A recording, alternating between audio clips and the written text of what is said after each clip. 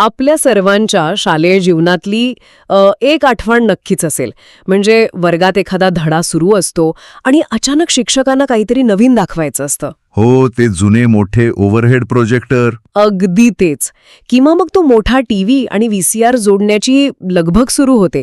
पण नेमक्या त्याच वेळी काहीतरी तांत्रिक बिघाड होतो. वायर काम करत नाही किंवा मग आवाज घुमायला लागतो. हो ना. आणि अशा वेळी संपूर्ण शाळेतून एका विशिष्ट शिक्षकाला तातडीने बोलवून आणलं जातं. आपल्याला तेव्हा वाटायचं की हा शिक्षक म्हणजे शाळेचा प्रोजेक्टर दुरुस्त करणारा मेकॅनिकच आहे. तो येतो, वायर हलवतो, एखादं बटन दाबतो आणि जादू झाल्यासारखं चित्र दिसायला लागतं. आणि सगळे विद्यार्थी खुश होतात. नक्कीच. पण आजच्या या सखोल चर्चेत आपण ज्या दस्तावेजाचा आढावा घेणार आहोत, शैक्षणिक तंत्रज्ञान, शिक्षक, परिवर्तनाचा अग्रदूत, त्या आधारे जेव्हा आपण या भूमिकेकडे नव्याने बघतो, तेव्हा जाणवतं की त्या शिक्षकाला केवळ एक मेकॅनिक समजणं ही आपली खूप मोठी चूक होती. खरं तर तो माणूस शाळेतला एक प्रकारे काय म्हणतो आपण त्याला, चेंज मॅनेजर होता. Change manager. हो, कारण जुन्या शिक्षण व्यवस्थेला तो एका नव्या युगात ओढून नेण्याचं अत्यंत अवघड काम करत होता. आणि हे काम केवळ केबल जोडण्यापेक्षा खूप जास्त गुंतागुंतीचं असतं. म्हणजे आपण अनेकदा फक्त वरवरच्या गोष्टींवरून लोकांविषयी समज करून घेतो. अगदी बरोबर. शैक्षणिक बदलांसाठी केवळ नवीन यंत्र, संगणक किंवा आधुनिक साहित्य शाळेत आणून ठेवून काहीही उपयोग नसतो. ती यंत्र हाताळण्यासाठी आणि त्याहूनही महत्त्वाचं म्हणजे ती यंत्र शिक्षणाच्या मूळ प्रवाहात आणण्यासाठी एका विशिष्ट मानसिकतेची गरज असते. म्हणजे हा तंत्रज्ञान शिक्षक केवळ वायर जोडत नाही, तर तो एका पारंपरिक शिक्षण पद्धतीचा आणि वेगाने बदलणाऱ्या आधुनिक तंत्रज्ञानाचा मेळ घालत असतो, असं म्हणायचंय का? अगदी तेच. तो एक दुवा असतो. म्हणूनच मला सुरुवातीलाच एक गोष्ट समजून घ्यायची आहे. सहसा शाळेत विज्ञानाचे प्रयोग करणारे, गॅजेट्सची आवड असणारे विज्ञानाचेच शिक्षक असतात, हो ना? त्यामुळे साहजिकच असा समज होतो की तंत्रज्ञान हाताळणारा हा माणूस नक्कीच विज्ञानाचा पदवीधर असेल. नाही, हा एक अतिशय सामान्य पण खूप मोठा गैरसमज आहे. अरेच्या. म्हणजे विज्ञानाचाच असणं गरजेचं नाहीये. अजिबात नाही. या दस्तावेजात स्पष्ट केलंय की शैक्षणिक तंत्रज्ञान या विषयाला कोणत्याही विशिष्ट शाखेचं बंधन नसतं. अच्छा. जेव्हा शिक्षक त्यांची पदवी म्हणजे बीएड पूर्ण करत असतात, तेव्हा शैक्षणिक तंत्रज्ञान हा एक विशेष विषय म्हणून निवडता येतो. ज्या शिक्षकाने याचा सखोल अभ्यास केला आहे, तो कोणताही शिक्षक ही भूमिका अत्यंत सक्षमपणे पार पाडू शकतो. म्हणजे तो भाषेचा शिक्षक असू शकतो किंवा इतिहासाचा किंवा गणिताचाही असू शकतो. इथे महत्त्वाचं असतं ते तंत्रज्ञानाचं आकलन आणि मानसिकता. मला हे खूप रंजक वाटतंय. म्हणजे हा शिक्षक विज्ञानाचा पदवीधर असण्यापेक्षा त्याची विचार करण्याची पद्धत अधिक महत्वाची आहे. हो, कारण तंत्रज्ञान ही फक्त एक साधनं आहेत. खरी गोष्ट दृष्टिकोनाची असते. तसं पाहिलं तर हा शिक्षक जुन्या आणि नव्या पिढीला जोडणारा एक अत्यंत मजबूत पूल आहे. म्हणजे तो वर्गातील जुन्या काळ्या फळ्याला थेट कचऱ्यात फेकून देणारा माणूस नाहीये. नाही, मुळीच नाही. तो त्या फळ्याची ताकद ओळखून त्याला तंत्रज्ञानाची जोड कशी देता येईल हे पाहणारा मार्गदर्शक आहे. थोडक्यात सांगायचं तर जुन्या फळ्याला डिजिटल पंख लावणारा माणूस. खूप छान उपमा आहे ही. आणि आपण जर हे व्यापक दृष्टिकोनातून पाहिलं तर त्याची मानसिकता प्रयोगाशील असते. तो नव्या बदलांचं नेहमीच स्वागत करतो, पण ते करत असताना तो जुन्या उपयुक्त गोष्टींचा आंधळेपणाने त्याग करत नाही. म्हणजे नवीन आलं की जुनं सगळं वाईट असं तो मानत नाही. अगदी. समजा एखादं नवीन तंत्रज्ञान बाजारात आलं, एखादा नवीन AI टूल असेल किंवा स्मार्ट बोर्ड आला, तर तो लगेच शाळेत आणून सर्वांवर लादत नाही. अच्छा. तो आधी स्वतः त्याची पडताळणी करतो. होय ना? तो आधी स्वतः त्याची उपयुक्तता तपासतो. यामुळे खरोखरच विद्यार्थ्यांचं आकलन वाढणार आहे का, त्यांच्या वेळेची बचत होणार आहे का, या प्रश्नांची उत्तरं जेव्हा त्याला स्वतःला मिळतात, तेव्हाच तो ते तंत्रज्ञान संपूर्ण शाळेपर्यंत पोहोचवण्याचं ध्येय ठेवतो. हे ऐकताना मला कॉर्पोरेट विश्वातील चेंज मॅनेजमेंटची आठवण येते. कारण त्याला केवळ यंत्रांशी बोलायचं नसतं, तर माणसांशी बोलायचं असतं. मुख्याध्यापक, इतर शिक्षक, विद्यार्थी आणि प्रशासन सुद्धा. हो, या सगळ्यांना त्याला एका नव्या प्रवाहात सामील करून घ्यायचं असतं. पण हे सगळं करण्यासाठी प्रत्यक्ष वर्गात किंवा शाळेच्या प्रयोगशाळेत तो नेमके काय काम करतो, त्याच्या जबाबदाऱ्या काय असतात? त्याचं पहिलं आणि सर्वात दृश्यमान काम म्हणजे शाळेतील सर्व हार्डवेअर आणि सॉफ्टवेअरची देखभाल करणं. म्हणजे ते प्रोजेक्टर दुरुस्त करणं आलंच यात. हो, पण केवळ तेवढंच नाही, यात पूर्वीच्या काळातील टीव्ही, व्हिडिओ टेप रेकॉर्डर यांच्यापासून ते आजच्या काळातील संगणक, 3D प्रिंटर्स आणि आधुनिक स्मार्ट बोर्ड्सपर्यंत सर्वांचा समावेश होतो. हे साहित्य अद्ययावत ठेवणं ही त्याची प्राथमिक जबाबदारी आहे. पण मग त्याचे खरे कौशल्य कशात दिसते? त्याचे खरे कौशल्य दुसऱ्या जबाबदारीत दिसते. ती म्हणजे अध्यापन साहित्याची बलस्थानं आणि मर्यादा ओळखणं. तंत्रज्ञान हा काही जादूचा दंड नाही हे त्याला पक्क ठाऊक असतं. इथेच खरी मेख आहे बघा. आपण नेहमी तंत्रज्ञानाच्या फायद्यांबद्दल भरभरून बोलतो, पण तंत्रज्ञानाच्या मर्यादा ओळखणं हे किती महत्वाचं आहे. नक्कीच. कारण समजा एखाद्या शिक्षकाने पूर्ण धडा एका व्हिडिओच्या आधारे शिकवण्याचं नियोजन केले आहे आणि ऐनवेळी इंटरनेट बंद पडलं, तर अशावेळी काय करायचं? याचसाठी तंत्रज्ञान खंडित होऊ शकतं ही पूर्वकल्पना या शिक्षकाला असते. तो इतर शिक्षकांना मार्गदर्शन करतो की अशा वेळी वर्गात अंधार किंवा गोंधळ होऊ नये म्हणून पर्यायी व्यवस्था कशी तयार ठेवावी. म्हणजे प्लॅन बी. हो, तंत्रज्ञानावर 100% अवलंबून न राहता प्लॅन बी नेहमी तयार ठेवण्याची सवय तो सहकाऱ्यांना लावतो. पण मग इथे एक साहजिक प्रश्न उपस्थित होतो जो मला विचारावासा वाटतो. विचारा ना. जर तंत्रज्ञानामुळे अचानक इंटरनेट जाण्यासारख्या किंवा यंत्र बंद पडण्यासारख्या अडचणी येत असतील, तर मग आपली पारंपरिक जुनी पद्धतच अधिक सुरक्षित नाही का? म्हणजे फळा आणि खडू कधीच बंद पडत नाहीत, मग उगाच हा तंत्रज्ञानाचा अट्टाहास कशाला? हा प्रश्न अनेक पारंपरिक शिक्षकांनाही पडतो आणि या दस्तऐवजात यावर खूप चांगलं भाष्य केलंय. याचं उत्तर असं आहे की तंत्रज्ञान हे शिक्षकाला पर्याय नाहीये, तर ते त्याचं सहाय्यक आहे. अच्छा, सहाय्यक आहे. हो, तंत्रज्ञानाचा अतिरेक न करता त्याचा अचूक आणि पूरक वापर कसा करायचा याचं भान ठेवणं हीच या शिक्षकाची खरी कसोटी असते. याचाच संदर्भात शिक्षणशास्त्रात तुलनात्मक परिणामकारकता ठरवण्याचा एक अत्यंत महत्त्वाचा सिद्धांत वापरला जातो. कोणता सिद्धांत? त्याला एडगर डेलचा अनुभवाचा शंकू म्हणजेच कोन ऑफ एक्सपिरियन्स असं म्हणतात. कोणू? मी या अनुभवाचा शंकूबद्दल कुठेतरी वाचलंय, पण हे नक्की कसं काम करतं आणि याचा मेंदूच्या आकलनाशी काय संबंध आहे? एडगर डेलचा सिद्धांत मानवी मेंदू माहिती कशी साठवतो यावर आधारित आहे. विद्यार्थ्यांना मिळणारा प्रत्येक अनुभव काही सारखा नसतो. काही अनुभव हे थेट आणि प्रत्यक्ष असतात, तर काही अप्रत्यक्ष आणि अमूर्त असतात. म्हणजे प्रत्यक्ष अनुभव जास्त लक्षात राहतो. अगदी बरोबर. शैक्षणिक तंत्रज्ञान शिक्षकाला हे ठरवावं लागतं की एखादा विषय शिकवण्यासाठी प्रत्यक्ष अनुभव जास्त परिणामकारक राहील की दूरदर्शनवरील एखादा कार्यक्रम. म्हणजे नुसतं नवीन गॅजेट आहे म्हणून वापरायचं नाही, विद्यार्थ्यांच्या मेंदूला ती गोष्ट कशी समजेल हे ठरवून मग माध्यम निवडायचं. हो, आणि हेच त्याचं मुख्य काम आहे. उदाहरणासाठी जर मुलांना झाडाच्या पानांचे प्रकार शिकवायचे असतील तर प्रत्यक्ष बागेत जाऊन पानं गोळा करणं हा थेट अनुभव झाला. हो, आणि तो जास्त चांगला. तिथे तंत्रज्ञानाची काहीच गरज नाही. पण जर तुम्हाला ज्वालामुखी कसा फुटतो हे शिकवायचं असेल तर तुम्ही मुलांना खऱ्या ज्वालामुखीजवळ नेऊ शकत नाही. बापरे, ते तर खूपच धोकादायक ठरेल. हो ना.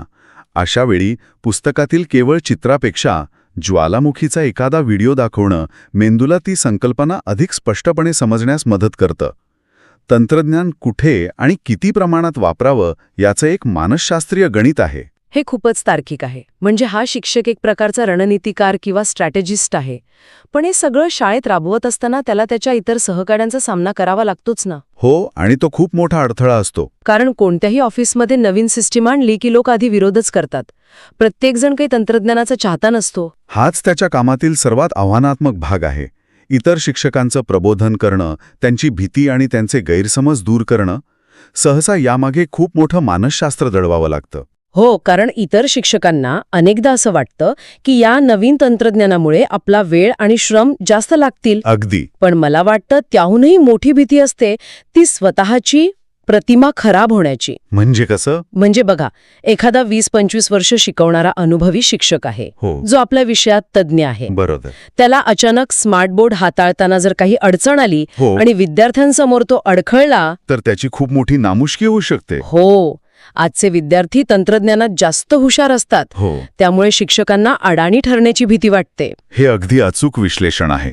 तंत्रज्ञान आणल्यामुळे शिक्षकांना त्यांच्या अधिकाराला आणि सन्मानाला धक्का लागल्यासारखं वाटतं. बरोबर. म्हणूनच या तंत्रज्ञान शिक्षकाला इतरांवर जबरदस्ती करून चालत नाही. म्हणजे हुकुमशाही चालत नाही इथे. अजिबात नाही. जर त्याने हुकुमशाही पद्धतीने सर्वांना तंत्रज्ञान वापरण्याची सक्ती केली तर ते फसणार हे निश्चित. म्हणूनच सहकाऱ्यांचा सहभाग वाढवण्यासाठी 3 अत्यंत प्रभावी मानसशास्त्रीय पद्धती वापरल्या जातात. कोणत्या आहेत त्या 3 पद्धती? पहिली म्हणजे कृतीसत्रे म्हणजेच वर्कशॉप्स, दुसरी निदर्शन म्हणजे डेमॉन्स्ट्रेशन्स आणि तिसरी म्हणजे प्रदर्शने. आपण या पद्धतींमागील मानसशास्त्र थोडं समजून घेऊया. कृतीसत्रे किंवा वर्कशॉप्स नक्की कसे काम करतात? हे फक्त एका हॉलमध्ये बसून भाषण ऐकण्यासारखं असतं का? नाही, अजिबात नाही. कृतीसत्रे ही सहसा सुट्टीच्या दिवसांत आयोजित केली जाणारी 1 ते 8 दिवसांची प्रात्यक्षिके असतात. अच्छा, म्हणजे हँड्स ऑन अनुभव. हो, यात शिक्षक स्वतःच्या हाताने काहीतरी नवीन शैक्षणिक साहित्य तयार करतात. जेव्हा माणूस स्वतःच्या हाताने एखादी गोष्ट बनवतो तेव्हा त्या गोष्टीबद्दलची त्याची भीती कमी होते. समजा एखाद्या शिक्षकाने स्वतः एखादा शैक्षणिक ऑडिओ किंवा व्हिडिओ एडिट केला तर त्याला जाणवतं की अरे, हे तर मीही करू शकतो, हे काही माझ्या नियंत्रणाबाहेर नाही. ही कृती त्यांना मानसिक सुरक्षितता देते. नक्कीच. म्हणजे हा सर्व प्रकार सायकोलॉजिकल सेफ्टी निर्माण करण्याचा आहे. आणि मग निदर्शन या दुसऱ्या पद्धतीचा काय फायदा होतो? जेव्हा शाळेत नवीन तंत्रज्ञान येतं तेव्हा ते कसं वापरावं याचं प्रात्यक्षिक हा शिक्षक सर्वांना देतो. बरं. पण यात सर्वात महत्वाची गोष्ट कोणती असते माहितीये? काय? या निदर्शनात केवळ यंत्र कसं चालतं हे दाखवलं जात नाही, तर ते बिघडलं तर काय करावं हेही मुद्दाम दाखवलं जातं. अरे वा, हे खूपच भारी आहे. हो ना. कोणत्या चुका टाळाव्यात, इंटरनेट गेलं तर मोबाईलचा हॉटस्पॉट कसा जोडावा, या छोट्या छोट्या गोष्टींचं प्रबोधन केलं जातं. यामुळे वर्गात अचानक यंत्र बंद पडल्यास लाजिरवाणा वाटण्याची इतर शिक्षकांची भीती असते ना, ती दूर होते. म्हणजे त्यांना आधीच माहीत असतं की बिघाड झाल्यास त्यावर मात कशी करायची. अगदी बरोबर. आणि तिसरी पद्धत म्हणजे प्रदर्शने किंवा एक्झिबिशन. मला वाटतं यात पियर प्रेशर किंवा सहकाऱ्यांचा दबाव हा घटक खूप काम करत असावा. होय, 100%. जेव्हा काही उत्साही शिक्षक आणि विद्यार्थी मिळून नाविन्यपूर्ण शैक्षणिक साहित्य तयार करतात तेव्हा त्याचं प्रदर्शन भरवलं जातं. हे प्रदर्शन पाहिल्यावर जे शिक्षक तंत्रज्ञानापासून लांब पळत होते त्यांच्या मनात कुतूहल आणि एक प्रकारची सकारात्मक स्पर्धा निर्माण होते. म्हणजे त्यांना वाटतं की जर माझा शेजारचा शिक्षक हे करू शकतो तर मी का नाही. अगदी. या फिअर ऑफ मिसिंग आउट म्हणजेच फोमोमुळे ते स्वतःहून तंत्रज्ञान शिकण्यासाठी पुढे येतात. म्हणजे सहकाऱ्यांना विश्वासात घेऊन त्यांना प्रक्रियेचा भाग बनवणं हाच यशस्वी बदलाचा मंत्र आहे. आता एकदा का शिक्षकांची भीती गेलीये आणि ते तंत्रज्ञान वापरायला तयार झाले की मग प्रत्यक्ष शिकवण्याच्या पद्धतीत कसा बदल होतो? कारण फक्त पुस्तकातील PDF प्रोजेक्टरवर दाखवणं म्हणजे काही शैक्षणिक क्रांती नाही, हो ना? नक्कीच नाही. आणि म्हणूनच शिक्षणशास्त्रात 2 अत्यंत क्रांतिकारी तंत्रांचा वापर केला जातो ज्यांच्या माध्यमातून शिक्षकांचं कौशल्य प्रत्यक्ष वर्गात वाढवलं जातं. कोणती आहेत ही तंत्र? पहिलं म्हणजे संघ अध्यापन, ज्याला टीम टीचिंग म्हणतात, आणि दुसरं सूक्ष्म अध्यापन म्हणजेच मायक्रो टीचिंग. संघ अध्यापन. हो, संघ अध्यापन ही संकल्पना शिक्षकांमधील एकटेपणा दूर करते. सहसा एक शिक्षक, एक वर्ग आणि एक विषय अशीच आपली वर्षानुवर्षांची पद्धत असते. म्हणजे प्रत्येक शिक्षक आपल्या वर्गात एकटाच राजा असतो, त्याला दुसऱ्या वर्गात काय चाललंय हे माहीत नसतं. हीच भिंत पाडण्याचं काम संघ अध्यापन करतं. नावाप्रमाणेच यात शिक्षकांचा एक गट एकत्र येऊन एकाच वर्गाला शिकवतो. हे एखाद्या मिशनसाठी एव्हेंजर्स एकत्र येण्यासारखं आहे. पण हे प्रत्यक्ष कसं घडतं? एकाच वेळी 2-3 शिक्षक वर्गात काय करतात? भांडण नाही होत त्यांचं? नाही, ते अत्यंत नियोजनबद्ध पद्धतीने काम करतात. समजा विज्ञानाचा एखादा क्लिष्ट विषय शिकवायचा आहे तर त्या विषयाचा मुख्य शिक्षक म्हणजे लीड टीचर संकल्पना समजावून सांगतो. त्याचवेळी ग्रंथपाल त्या विषयाशी संबंधित ऐतिहासिक संदर्भ किंवा पुस्तकांचे दाखले देतो आणि प्रयोगशाळा सहाय्यक प्रत्यक्ष प्रयोग करून दाखवतो. अरे वा, म्हणजे विद्यार्थ्याला एकाच वेळी सगळ्या बाजू समजतात. हो, यामुळे विद्यार्थ्यांचा फायदा तर होतोच, पण सर्वात मोठा फायदा शिक्षकांचा होतो. त्यांच्या ज्ञानाची देवाणघेवाण होते आणि त्यांच्यातील व्यावसायिक दुरावा कमी होतो. हे खरोखरच खूप नाविन्यपूर्ण आहे. पण याहूनही मला सर्वात जास्त भावलेली आणि मानसशास्त्रीयदृष्ट्या भक्कम वाटलेली संकल्पना म्हणजे सूक्ष्म अध्यापन किंवा मायक्रो टीचिंग. दस्तावेजानुसार हे तंत्र 60-70च्या दशकात स्टॅनफर्ड विद्यापीठात विकसित झालं. यामागील विज्ञान काय आहे? सूक्ष्म अध्यापन ही शिक्षकांना प्रशिक्षण देण्याची एक अतिशय शास्त्रशुद्ध पद्धत आहे, जी मानवी मेंदूच्या कॉग्निटिव्ह लोड किंवा बौद्धिक ताणाच्या सिद्धांतावर आधारित आहे. Cognitive load? हो, सहसा शिक्षक वर्गात 40 मिनिटांचा पूर्ण पाठ घेतात. पण शिकवणं ही एक अत्यंत गुंतागुंतीची प्रक्रिया आहे. यात एकाच वेळी अनेक गोष्टी कराव्या लागतात. फळ्यावर लिहिणं, मुलांच्या चेहऱ्यावरील भाव वाचणं, योग्य प्रश्न विचारणं आणि स्वतःचा आवाज नियंत्रित ठेवणं. म्हणजे जर एखादा नवीन शिक्षक या सर्व गोष्टी एकाच वेळी सुधारण्याचा प्रयत्न करेल तर त्याचा मेंदू नक्कीच गोंधळून जाईल. बरोबर.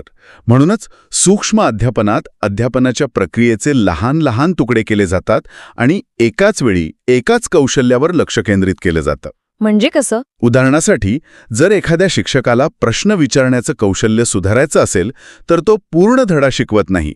तो फक्त 5 ते 10 विद्यार्थ्यांच्या एका लहान गटासमोर केवळ 5 ते 10 मिनिटांसाठी एखादा छोटा घटक शिकवतो आणि त्याचं लक्ष फक्त आपण कसे प्रश्न विचारतोय यावर असतं. मला इथे एक उत्तम तुलना सुचत आहे. सांगा ना. हे अगदी एखाद्या क्रिकेटपटूने किंवा गॉल्फरने स्वतःचा खेळ सुधारण्यासाठी इन्स्टंट रिप्ले पाहण्यासारखे आहे. अगदी तसंच. जेव्हा एखादा क्रिकेटपटू कव्हर ड्राईव्ह मारताना वारंवार बाद होत असेल तेव्हा तो पूर्ण मॅच न खेळता फक्त त्याच एका शॉटशी नेटमध्ये प्रॅक्टिस करतो. छोट्या चुका सुधारून मोठा खेळ जिंकण्याची ही तयारी आहे. हे उदाहरण या प्रक्रियेला अगदी अचूक लागू पडतं. सूक्ष्म अध्यापनाचे एक विशिष्ट चक्र असतं. पहिलं नियोजन, नंतर अध्यापन आणि त्यानंतर लगेचच प्रत्याभरण म्हणजेच फीडबॅक. आणि ह्या फीडबॅकसाठी तंत्रज्ञानाचा कसा वापर होतो? इथेच शैक्षणिक तंत्रज्ञानाची खरी ताकद दिसते. या 5-10 मिनिटांच्या पाठाचं ऑडिओ किंवा शक्य असल्यास व्हिडिओ रेकॉर्डिंग केलं जातं. पाठ संपल्याबरोबर लगेचच शिक्षक स्वतःचं रेकॉर्डिंग पाहतो. अच्छा, म्हणजे लगेचच्या लगेच? हो. इतर सहकारी किंवा मार्गदर्शकही ते पाहतात. फीडबॅक लगेच दिल्यामुळे शिकवताना आपण काय विचार करत होतो हे शिक्षकाच्या स्मरणात ताजं असतं. ते रेकॉर्डिंग पाहून मार्गदर्शक अचूक सांगतात की येथे तुझा प्रश्न विचारण्याचा वेग जास्त होता किंवा येथे तू मुलाला विचार करण्यासाठी पुरेसा वेळ दिला नाहीस. म्हणजे कुठे चुकतंय हे थेट डोळ्यांसमोर दिसतं. होय. आणि मग या फीडबॅकच्या आधारावर शिक्षक पुन्हा नियोजन करतो, पुन्हा शिकवतो आणि पुन्हा फीडबॅक घेतो. पण स्वतःच्या चुका कॅमेऱ्यावर पाहणं थोडं अवघड आणि दडपण आणणारं असू शकतं, नाही का? म्हणूनच ही पद्धत अत्यंत सुरक्षित वातावरणात राबवली जाते. यात विद्यार्थ्यांची संख्या कमी असते आणि सर्वात महत्त्वाचं म्हणजे यात चुकण्याची मुभा असते. हे काही अंतिम परीक्षेसारखं नसतं. म्हणजे प्रॅक्टिस मॅच सारखं. बरोबर. तटस्थपणे स्वतःचं मूल्यमापन करून स्वतःच्या अध्यापन शैलीत अद्ययावत बदल घडवून आणण्यासाठी हे एक अत्यंत प्रभावी आणि मानसिक दडपण नसलेलं साधन आहे. म्हणजे हा सर्व प्रवास आपण पाहिला एक असा शिक्षक जो फक्त मशीन दुरुस्त करणारा मेकॅनिक नाहीये, तर जो तंत्रज्ञान आणि मानवी मानसिकता या दोन्ही गोष्टींची उत्तम सांगड घालतो. तो इतर शिक्षकांमधील तंत्रज्ञानाची भीती दूर करतो, त्यांना संघ अध्यापनासाठी एकत्र आणतो आणि सूक्ष्म अध्यापनाच्या माध्यमातून स्वतःला आणि इतरांना सतत उत्तम बनवण्याचा प्रयत्न करतो. आणि म्हणूनच हा तंत्रज्ञान शिक्षक शाळेतील बदलाचा खऱ्या अर्थाने अग्रदूत ठरतो. तो एक उत्तम रोल मॉडेल म्हणजेच आदर्श नमुना बनतो. जर त्याला इतरांकडून तंत्रज्ञानाचा वापर अपेक्षित असेल तर आधी त्याला स्वतः त्याचा प्रभावी वापर करावा लागतो. म्हणजे बोले तैसा चाले. अगदी. तो नुसतेच सल्ले देत नाही तर स्वतः कृतीतून ते सिद्ध करून दाखवतो आणि मग इतर लोक आपोआप त्याचं अनुकरण करू लागतात. आणि मला वाटतं की या सखोल चर्चेतून प्रत्येकासाठी एक खूप मोठा धडा आहे. जरी आपण शालेय शिक्षक नसलो तरी ही तत्त्व कोणत्याही क्षेत्रात लागू पडतात. कोणत्याही कॉर्पोरेट ऑफिसमध्ये, कारखान्यात किंवा अगदी एखाद्या कुटुंबात जेव्हा एखादी नवीन प्रणाली लागू करायची असते तेव्हा याच प्रकारच्या चेंज मॅनेजमेंटची गरज असते. हो, कारण तंत्रज्ञान बदलतं पण माणसांची मानसिकता तीच असते. अगदी खरंय. लोकांच्या मनातील भीती दूर करणं, त्यांना सुरक्षित वातावरण देणं आणि स्वतः आचरणातून एक आदर्श निर्माण करणं हाच प्रगतीचा मार्ग आहे. नक्कीच. हे बदलाचं एक सार्वत्रिक मॉडेल आहे जे मानवी स्वभाव आणि तंत्रज्ञान यांच्यातील संघर्ष अत्यंत हुशारीने हाताळतं. तर मग या अत्यंत रंजक आणि सखोल चर्चेच्या शेवटी आपण एका विचार करायला लावणाऱ्या प्रश्नावर थांबूया. कोणताही मोठा बदल घडवण्यासाठी तंत्रज्ञान शिक्षकाला स्वतः एक आदर्श बनावं लागतं हे आज आपण पाहिलं. तर मग जेव्हा आपण आपल्या आयुष्यात, आपल्या घरात किंवा कार्यालयात एखाद्या बदलाची अपेक्षा करतो, तेव्हा आपण केवळ जुन्या पद्धतींवर टीका करत बसतो की या शिक्षकासारखे स्वतः तो बदल जगून इतरांसाठी एक मॉडेल बनतो. आपण यावर नक्की विचार करायला हवा. पुढच्या वेळी जेव्हा आपल्या कार्यालयात किंवा शाळेत एखादे यंत्र बंद पडेल आणि कोणीतरी ते दुरुस्त करायला येईल, तेव्हा त्याला फक्त एक मेकॅनिक समजू नका. कदाचित तो एका मोठ्या बदलाचा अग्रदूत असू शकतो. पुन्हा भेटूया अशाच एका नव्या आणि सखोल विषयासोबत.